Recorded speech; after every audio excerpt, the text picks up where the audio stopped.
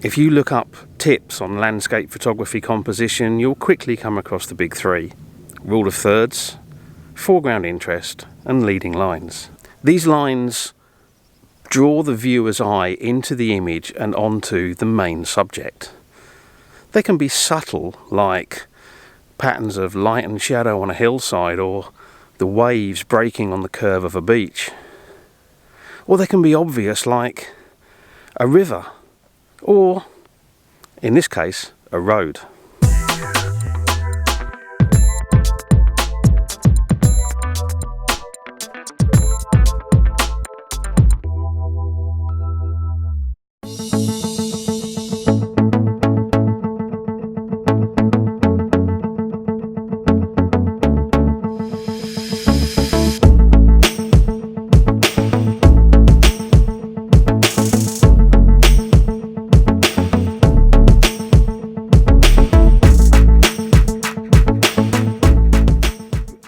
Today I'm out looking at using a road as a leading line to my main subject. And my main subject is up there behind me. It's Puig Campagna mountain. My intention is to find a section of the road which creates a nice composition leading up to that mountain as we get close to sunset. There's some very, very thin high-level cloud up there.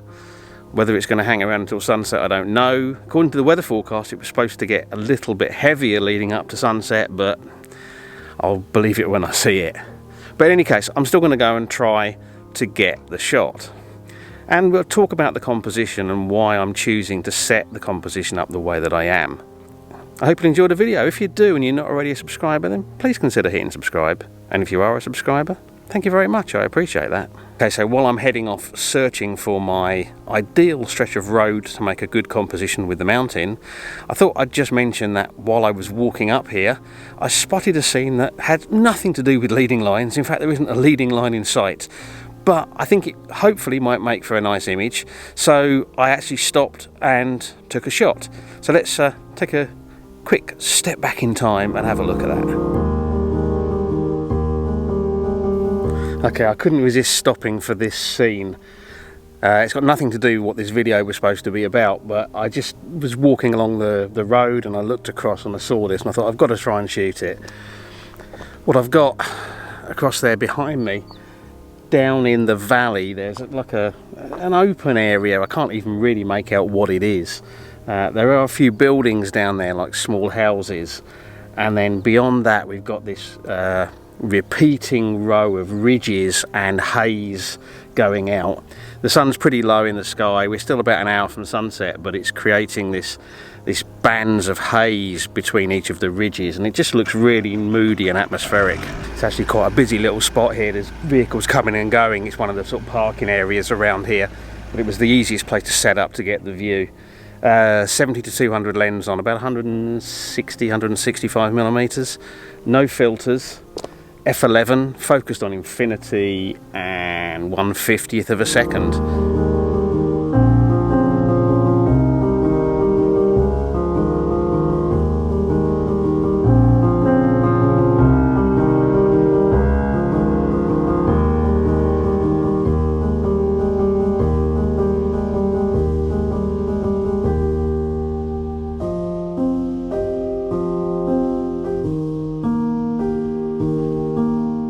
Okay, so I spent, I don't know, 45 minutes or so walking around some of the roads, and I couldn't find a composition that I liked, couldn't find the right bit of road. So I jumped back in the car and I've driven further up the hills, further than I could have reached by walking, and I found what in theory would be the ideal stretch of road just here. Now the only problem is there's two cars parked on a section up there, and they're not supposed to be parked there. I know they're not, because that bit is supposed to be reserved for emergency helicopter and emergency vehicles, like mountain rescue. And I'm also not getting any light on the mountain, which isn't helping. So I'm not sure what to do now. Okay, so I've decided to shoot this scene anyway. I've managed to set my composition up so that there's only a little bit of the cars showing behind some bushes. So they should be pretty easy just to clone those last little bits of the cars out in Photoshop. There's actually a sign there that I was going to have to clone out anyway. And that's even more intrusive at the moment than the cars, the way I've got the composition set up. So just by minimising the amount of the cars that are visible, I'm making it easy for myself to remove them later. Well, I've got my composition set up. It's a portrait orientation, 16mm on the 16-35 lens. I've got the road filling the bottom of the frame, and then it curves around and up towards the mountain. The mountain is at the moment kind of in the middle of the frame, but slightly over to the right hand side, and we've got these sort of faint streaky cloud patterns going on, which looks quite nice.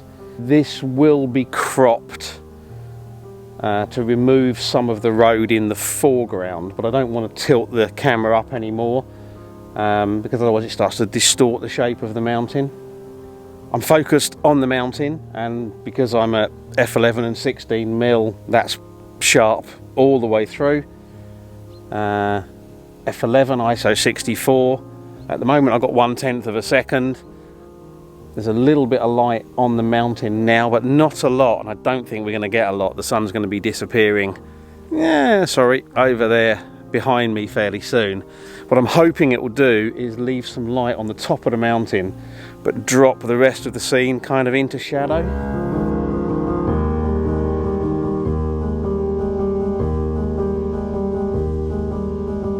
So when you're looking for a leading line, now whether it's something subtle or something obvious like a road, the important thing is it has to go in the frame, it has to stay in the frame. Ideally you want it to go all the way to your subject, or at least appear that it does. The worst thing you can have is a leading line which suddenly veers off and either points towards the edge of the frame, or even worse, goes out of the edge of the frame, because then the viewer's eye will follow that line out of the frame and completely miss your main subject.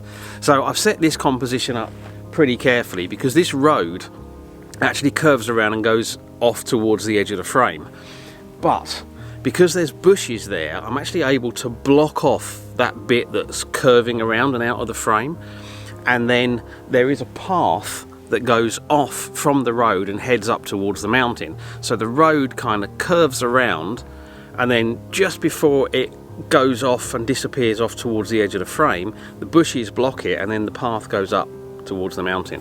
At least I think it does. It looks like it does in the frame anyway. So that's really important. A leading line that leads out of the frame actually doesn't work. You've got to keep it pointing towards your subject. The other thing to think about with the leading lines is how they're positioned in the foreground, because you can go a couple of different ways. One is the leading line can come in, say, from one corner of the frame, either the left or the right, and then move across, in which case it's often better that you have your main subject on the opposite side of the frame to where the leading line is coming in. That way you get balance. So the leading line coming in, say, from the left, and your main subject up on the kind of top right kind of balances the image. The other way you can do this is to have your leading line coming in centralized, in which case it often works best if you can bring that in right into the edges of the frame, so that it starts right in the corners of the frame and leads in. And that's kind of what I've got set up here. Because I'm intending to crop the bottom of the image out, what should happen is both sides of the roads will come in on the bottom left and bottom right hand corner of the frame, kind of work their way up, and then the road will work up towards the mountain, which is almost but not quite in the centre of the frame. It's just a fraction off to one side. And of course the other thing you have to think about with roads is roads generally aren't all that pretty. I mean, it's tarmac, it's kind of got oil spots and streaks and tyre tracks on it. So you don't want to be getting really close down to a road. If you were using a river, as a lead-in line, you might want to get close down to it and pull out the detail of the water, particularly if you've got it coming over rocks, or if you've got a nice pattern of rocks leading off as a lead-in line, then again you might want to get close to it. But a road, you don't want to get close. That's why I've got my camera up pretty high, because I don't want a lot of detail in the road. In fact, I want the road to be pretty dark. Okay, so the cars that are parked just up here that kind of in the shot, and as I said, I'm pretty sure they're not supposed to be parked there, but in any case, whether they are or not, they've just actually arrived back, which means that there's obviously now people moving around by the cars. I'm going to make it a lot harder to remove distractions from there. I'm kind of hoping they might disappear fairly quickly, but it looks like they've been hiking and they're in the process of changing boots and all sorts of other bits and pieces, so they could be there for ages, which is a shame because we are now getting some nice glow on the mountain. So I think I'm just going to have to work with the fact that they're in the frame and they're either going to have to form part of the image or I'm going to clone them out, and I suspect I'll clone them out.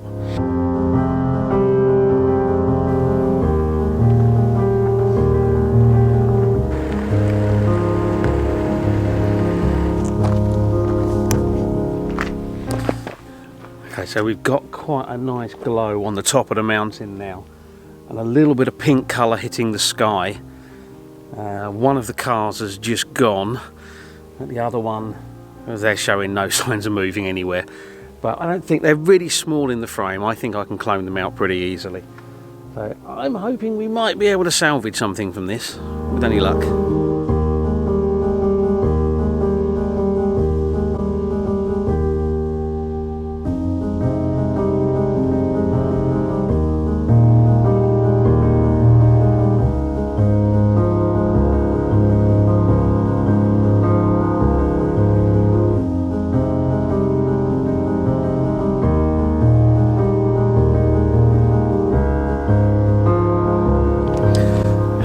Okay, that little bit of colour in the sky is pretty much gone now, and I think I'm done for the evening. I'm still hopeful I've got a couple of images. That one that I took on the way up here, which has got nothing to do with roads and leading lines, but that looked pretty nice in camera. And that car that's been parked up there all that time is now moving. If only they'd gone a bit sooner. Oh well. This video was supposed to be about using a road as a leading line, and it was actually about leading lines in general, but specifically about using a road. And hopefully it will still work as that, but I think it's also a little bit of a video about when things don't go according to plan and maybe trying to work around it. So however it's turned out, I hope you've enjoyed the video. If you have, don't forget about that subscribe button if you're not already a subscriber, and if you are a subscriber, then of course I appreciate your support.